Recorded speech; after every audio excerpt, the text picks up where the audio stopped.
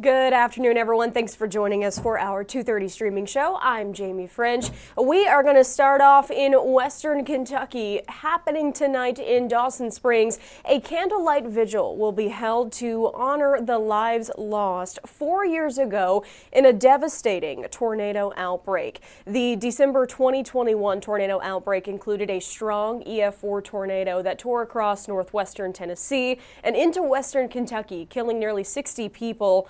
The communities of Bremen and Dawson Springs saw over 24 people killed and hundreds injured. Now, officials say tonight they will be hosting a vigil at 6 p.m. at the memorial site that was built there in the Dawson Springs City Park. Candles will be provided. Of course, we have all of this information for you on 14news.com. A bit of a warning from Henderson Police. They are asking drivers to pay more attention and to just be extra careful while driving. They say in the past 24 hours, the police department and the sheriff's office as well in Henderson County have responded to nearly 24 crashes. Officers say that number is far too high, and it means 22 incidents where someone's day was ruined. As the year continues, police are asking drivers to prioritize their safety. They say slow down, especially on wet or icy roads. Pay attention, put the phone down, increase your following distance, and just give yourself some extra time and space to stop your vehicle. All right, we know that we have got some bitter cold weather headed our way. Because of that, the Albion Area Chamber of Commerce has decided to cancel this weekend's Christmas event.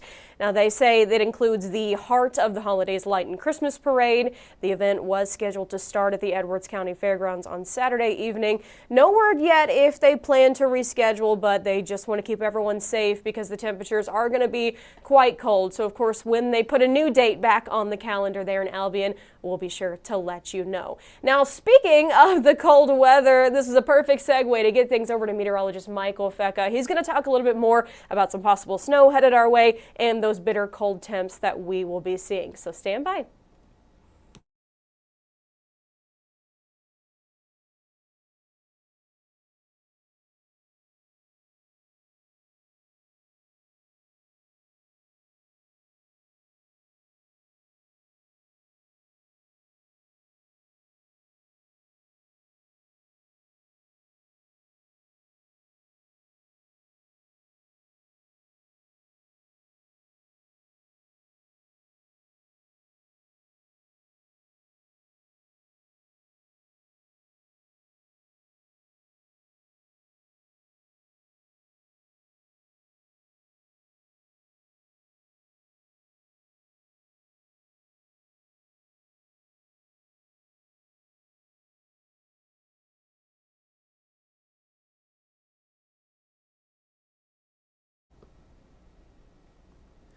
Good afternoon, it's meteorologist Michael Fecca. Welcome back to the 2:30 afternoon weather update. We're going to now transition over from news to our forecast here, and we're going to start off with a look at our headlines. So here's what we're tracking out here for the next couple of days. Well, it's been a cloudy, windy, and fairly cool day out there with falling temperatures throughout the day. We started off with some of those rain showers associated with a cold front, and behind those rain showers, we've seen those temperatures drop down as winds come out of the northwest. Now, we're also tracking out the chance for another system to move in tomorrow evening. That'll bring us the chance for some snow showers, I think mainly north of I-64.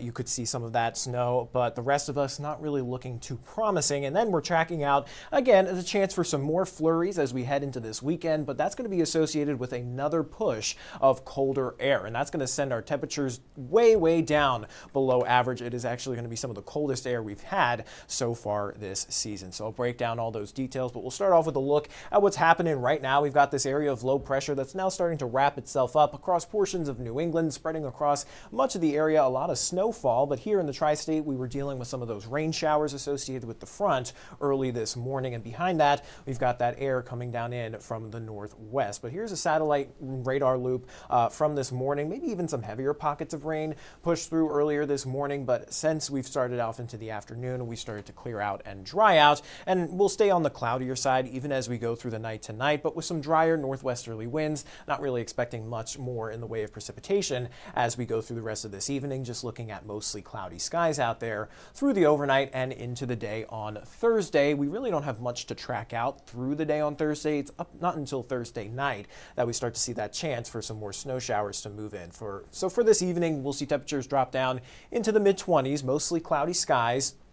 Winds will be out of the northwest between 5 to 10 miles per hour. And looking ahead to our day tomorrow, first half of the day looking dry out there. Then as we head towards the evening, mainly after 6 p.m., we could start to see at least some rain and snow showers, or just plain old snow showers begin to move in from the northwest. So here's how that all looks going through our Thursday. Mostly cloudy, dry. Could see a flurry or two during the day, but not really expecting that precipitation to start until after 6 p.m. And again, most of this remains north and east of the Evansville area. So most of us miss out on this action. You can see it's just a couple of snow showers that slide in from northwest to southeast, but they don't really make it much farther south than the Ohio River. And it looks like the best chance to pick up on maybe some accumulating snowfall is going to be to the northeast of Evansville, primarily this far northeastern corner of the tri-state, including areas like Pike, Du Bois, maybe Spencer and Perry County getting in on some accumulating snowfall, but that is pretty much it for that system before it clears out of here early Friday morning.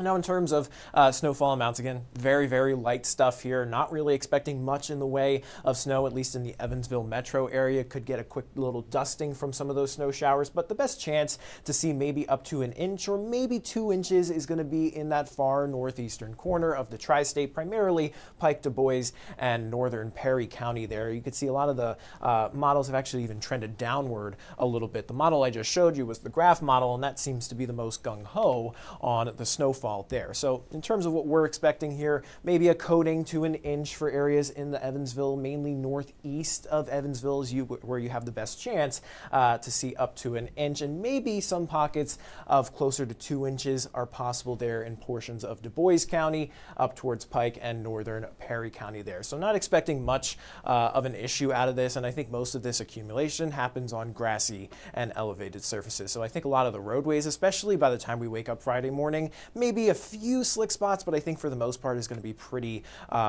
uninterrupted. So just keep that in mind. Maybe having a few slick spots early Friday morning, but outside of that, it shouldn't be all that impactful outside of those folks, maybe up towards Du Bois County.